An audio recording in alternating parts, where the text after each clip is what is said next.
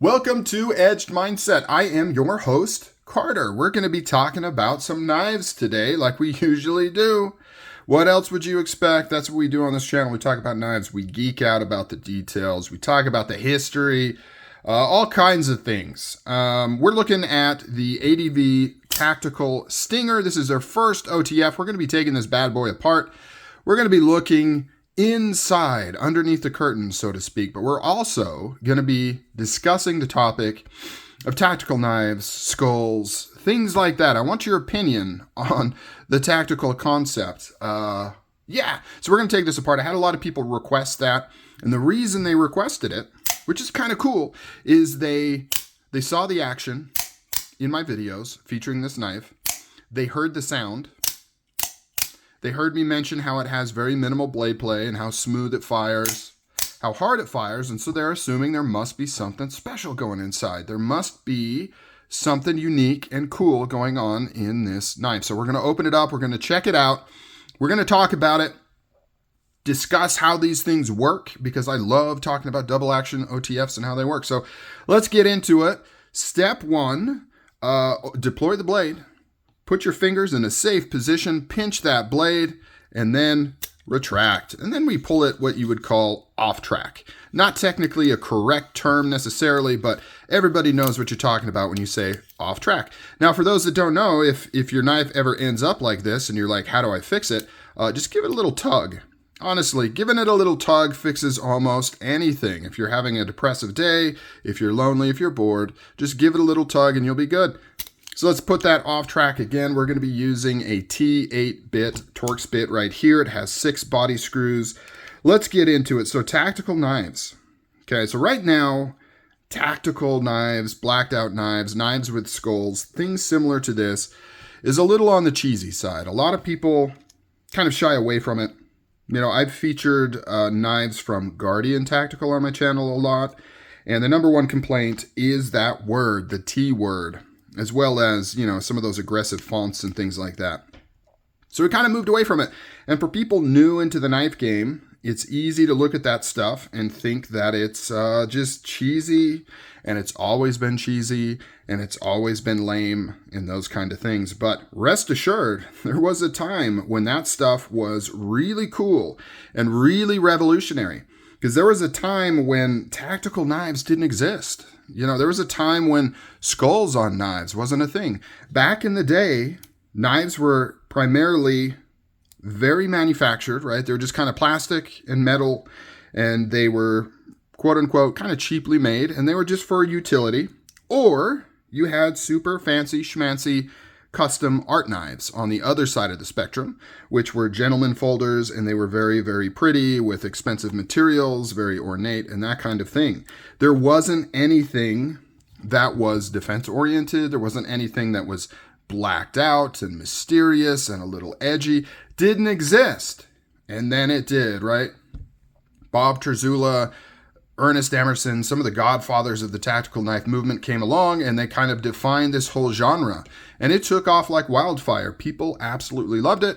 They dug it, and it was super cool. But like a lot of things that trend, eventually it got so common and so used that it kind of moved into that cheesy realm, and that's kind of where we are now. So me, I've been in the game for so long that you know, I remember when it was cool, and I still have nostalgia for it. So let's open this up before I don't want to keep yapping without any action. So let's lift this off. So here's what I would recommend on any double action OTF. Put your finger on that button there. A lot of the times it'll have a spring underneath, and you don't want that going flying off.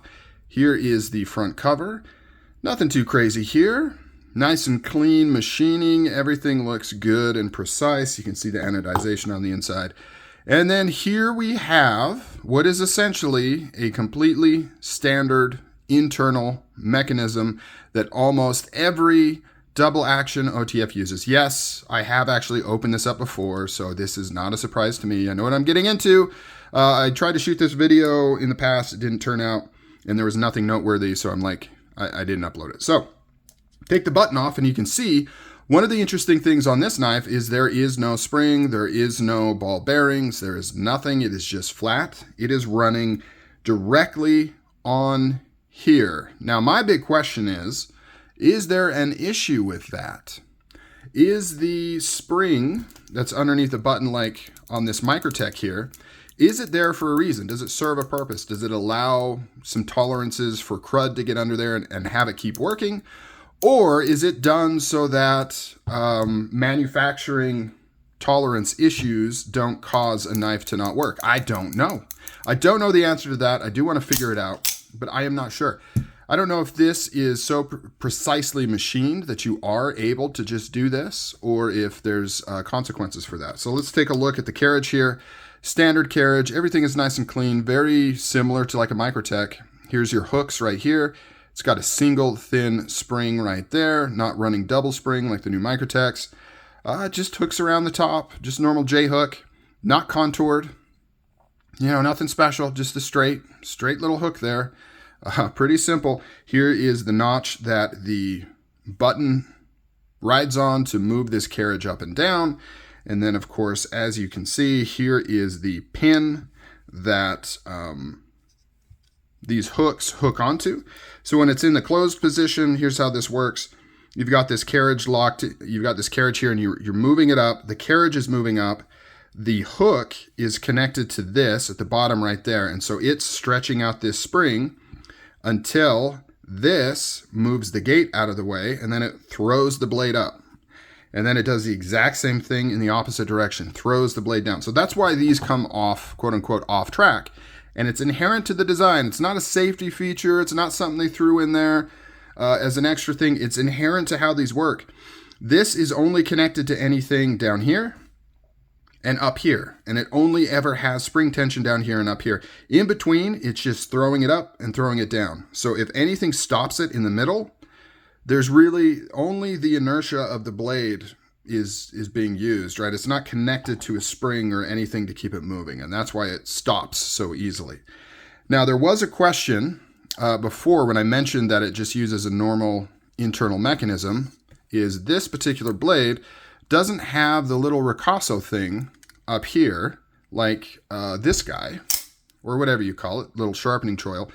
And on this guy, when it's in the closed position, that locking gate actually locks on the top of here, and that's what keeps it down here. So that's what keeps the blade stationary until you get past that locking gate.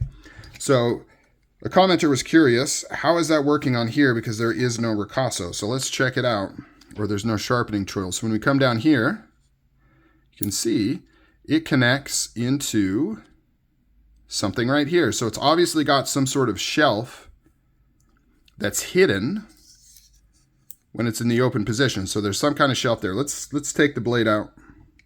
So we just pop this pin out right here, just like a Microtech, slide this out, and that's where you can see the little shelf. So that's where it locks in the closed position so that it doesn't need this little shelf that actually sticks out. So it's the exact same concept. You just can't see this one when it's open because it's hidden just like this, which you would think would actually cause a worse blade to handle ratio on this guy, because you would think in the closed position there would have to be more tang hidden, but doesn't seem to be the case. I am curious.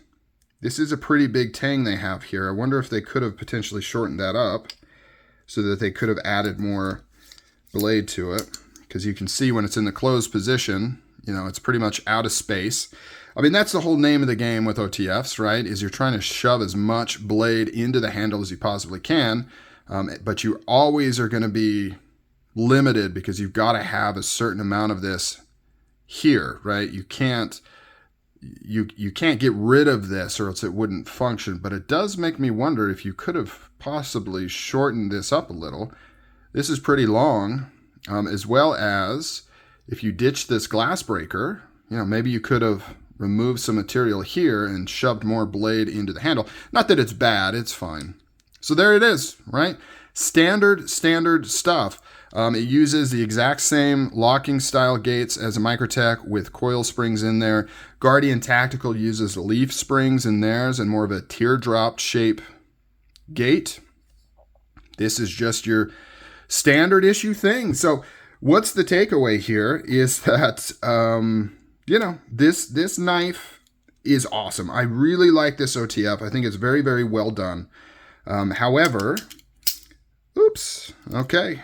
Now we got to put that back together because I'm a goober and got this off here. But there's nothing inherently special with this particular OTF. And really, at the end of the day, it is simply a sum of its parts, right? The only reason, oh my gosh, it always, try to avoid getting this off of here or avoid not having this come off.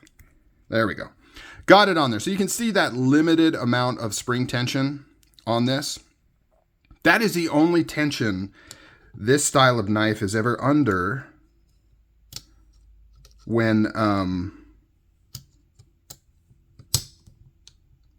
it's at rest, right? And that's the beauty of these knives. And maybe I'll kind of run through that a little bit more here in a second. Are we flat? I feel like we're not quite. Okay, here's what we got to do. Oh my gosh. Did not run into this kind of problem before. Let's get this kind of in the middle of the track here so that it's not trying to hook onto that thing. That's the step that I kind of messed up on with this here. Okay, now we got that. This is the most trouble I've had putting these things back together. Honestly, double action OTFs are usually not difficult at all. They're quite simple if you do them right. Like if you follow the directions and don't mess it up like that, it's super easy. Hold the button, put the top on, and that's it. It's good to go. Now we can screw it back together. What was I saying? What the heck was I saying? Oh yeah, so it goes to show that a knife like a double action OTF can come across as being really well done, really smooth. It hits hard. Maybe it's got different acoustics, and you can kind of assume that they must be doing some kind of special sauce in there, or there must be something really cool going on with that knife. But at the end of the day, it's just your standard system. It's just executed well, and that's what I would say with this knife. It's not doing anything new or revolutionary or particularly interesting or exciting. It just does all the normal stuff well. It's tuned well. It's machined very precisely. And that means it has really smooth, hard-hitting action, but it's not, it's not doing anything interesting or special. Just a very well-executed, standard issue double action OTF with some familiar sounds, some familiar mechanisms, and some familiar aesthetics. So, almost got this thing back together here. Now we're going to put this back on track, test it out, we're good to go. So, back to what I was saying. As you saw when we opened this up, when it's sitting here like this, there's really no spring tension on this knife. This blade is not ready to go flying out or anything. You saw the very minimal amount of spring, and really it was just enough spring on that, that T-bar section that I kept popping off. The only reason that has any tension is just to keep everything together and tight so that it's not rattling around and falls apart and things like that. So no spring tension. When you press this button, this is when you're stretching the spring. So you're putting tension on that spring. When you feel this little resistance, that's when that carriage is hitting that gate and trying to move it out of the way. As you move it up, it moves it out of the way, throws the blade up. Same exact thing in the closed position. That's where you're putting the tension on it. Then it hits the gate, and then it pops it down. So that makes these extremely safe. And I bring this up a lot because people still think this thing is like a time bomb ready to just fire in their pocket, and they're scared to handle or carry these things, when the interesting thing is it's the exact opposite. You could throw this into a backpack and jostle it around, drop it. It is not going to fire on its own. The same thing does not apply to a single action OTF though. That one is under constant spring tension. And in theory, you could have that thing fire unintentionally if something inside slipped or broke or whatever, or the button accidentally got hit because it is just a button. This requires intentional deployment. So, all right, there it is. We went inside. We went deep inside the ADV Tactical Stinger. We talked about tactical skull stuff. I still like it because it reminds me of those times when it was really, really cool, but I understand how the current sentiment is not so favorable to kind of tactical stuff with the younger people and skulls and things like that. But just understand, if there's anything you think is cringy, at some time it wasn't. It was cool. I know it's easy to think like they were just idiots back then and didn't realize it's cringy, but you got to understand, these things are all relative. Like, we make up all of this. We make up what we think is cool, what we don't think is cool. It's all made up. And so anything you think is cool now might not be cool years from now. Anyways, all right, old man is done talking. Catch you guys later. I'm out.